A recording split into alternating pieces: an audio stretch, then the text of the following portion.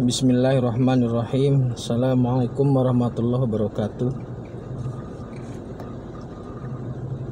Dengan selalu memanjatkan puji dan syukur kepada Allah, semoga kita selalu ada dalam lindungan, berkah dan ridho Allah Subhanahu wa taala. Amin. Kembali saya dari tim Raja Wali Nusantara.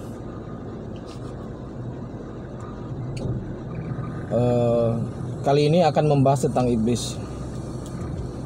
Subhanallah, alhamdulillah, Allahu akbar. Ada semacam pertanyaan yang menggelitik ya.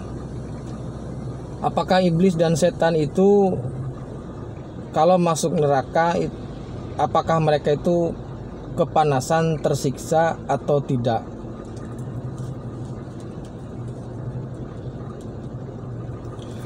Ada yang menganalogikan seperti halnya, karena begini, setan itu kan, iblis itu kan terbuat dari api, kemudian neraka itu kan api.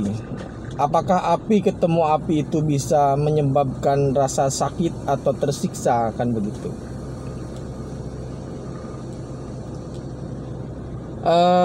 Ada yang menganalogikan bahwasanya seperti halnya kulit ketemu kulit. Jadi ketika umpamanya tangan kita menampar pipi atau menampar tangan lagi, maka walaupun kulit ketemu kulit rasanya sakit.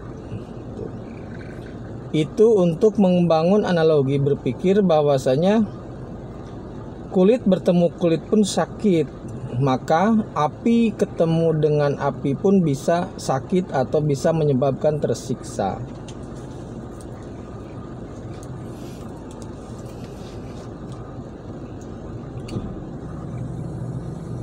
Apakah benar iblis dan setan tersiksa di neraka?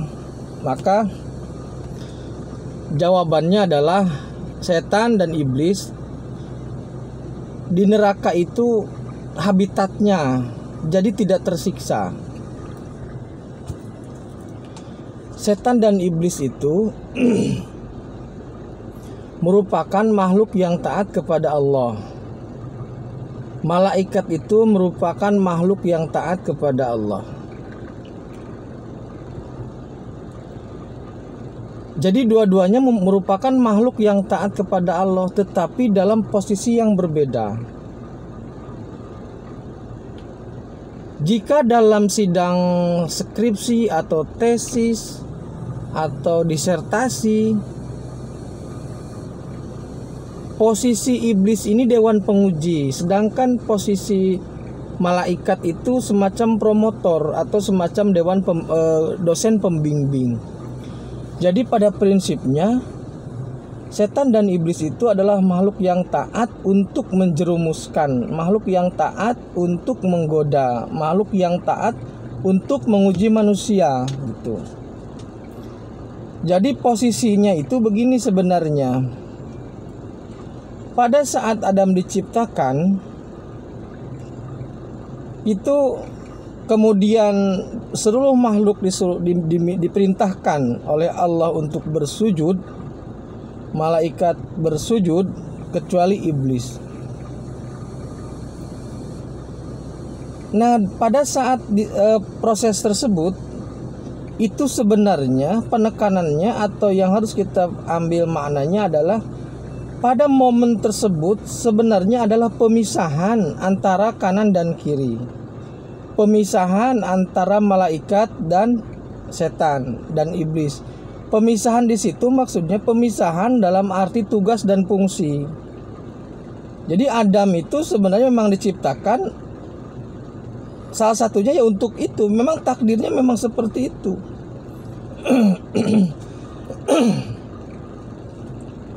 Adam memiliki sifat iblis, sifat setan. Maksudnya dalam diri Adam ada karakter iblis, karakter setan yang kemudian turun kepada kita. Dalam diri Adam juga ada karakter malaikat yang sama seperti ada yang dalam diri kita.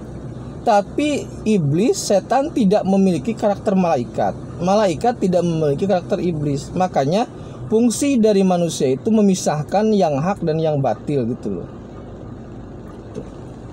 Jadi pada saat disuruh sujud kemudian iblis menolak, maka pada saat itu momennya adalah reposisi atau memposisikan iblis di kiri, setan di kiri, kemudian malaikat di kanan.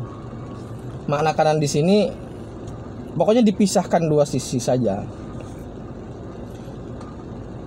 Apakah hanya iblis yang protes? Sebenarnya tidak. Pada saat akan menciptakan Adam, sebenarnya malaikat pun protes.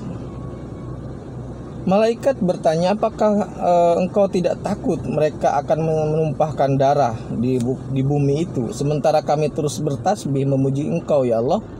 Kata Allah, aku lebih tahu apa yang kamu tidak tahu. Itu malaikat protesnya di situ.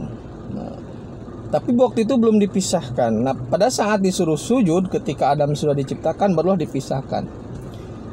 Jadi sebenarnya iblis itu dilaknat di sana, sebenarnya bahasanya bukan dilaknat. Emang iblis itu kafir, tapi posisi kafir di sana bukan dalam makna bahwa iblis itu makhluk yang tidak dikehendaki gitu loh. Iblis itu memang makhluk yang dikehendaki Allah, yang sengaja Allah ciptakan untuk sebagai dewan penguji manusia. Iblis tidak menguji malaikat, malaikat tidak menguji iblis, tapi dua-duanya menguji manusia. Jangan dikira malaikat juga tidak menguji manusia. Jadi sekali lagi, iblis dan setan di neraka itu tidak merasakan sakit atau tidak merasakan tersiksa. Kenapa demikian? Yang pertama, iblis memang di sana habitatnya. Logika sederhana begini, kalau kita digaplok oleh orang lain atau yang tidak kenal, apalagi oleh musuh, walaupun tamparan itu tidak terlalu keras, tetapi itu bisa menciptakan keributan besar karena hatinya langsung panas. Tetapi kalau kita ditampar atau dicubit oleh orang yang kita sayangi, kita senang-senang aja. Artinya apa yang membuat seseorang atau makhluk itu merasa tersiksa atau merasa ya tersiksa di neraka itu bukan karena apinya, tapi karena murka Allahnya. Gitu loh. Jadi yang merasakan panas nanti, tersiksa nanti di neraka itu bukanlah faktor api, tapi faktor Godov atau faktor murkanya Allah. Nah, iblis tidak dimurkai. Iblis itu memang posisinya begitu. Setan itu posisinya begitu. Dia di neraka santai-santai saja sebenarnya. Seperti begini. Jadi ini gini, yang nanti akan merasakan siksa neraka itu adalah manusia dan jin yang tidak taat kepada Allah. Itu loh. Sedangkan setannya biasa saja. Iblisnya biasa saja. Itu loh. Karena memang tugasnya dia menggoda kok. Dewan penggoda kok disalahkan, kan tidak mungkin.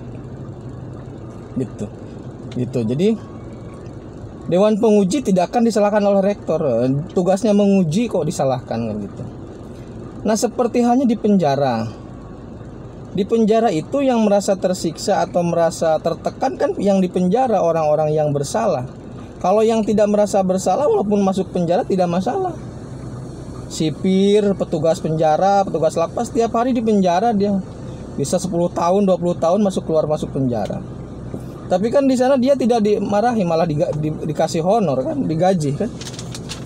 Jadi yang membuat seseorang atau makhluk itu merasa tersiksa di neraka itu karena murkanya Allah.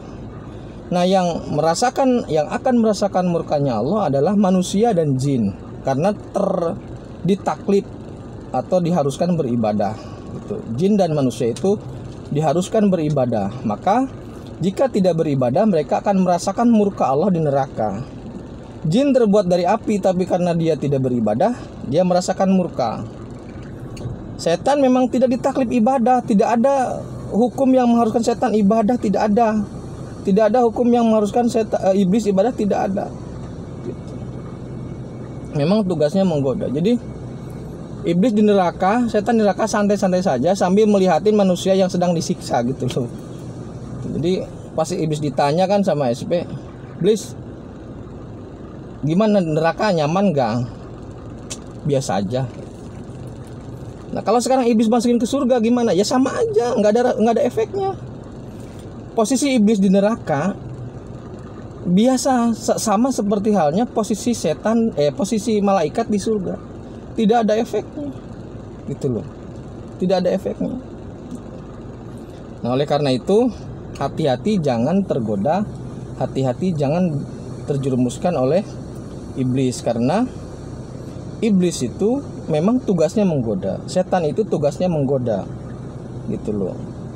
Jadi mari kita terus berlindung kepada Allah dari godaan iblis, dari godaan setan, ya. Terima kasih. Akhirul kalam. Assalamualaikum warahmatullahi wabarakatuh.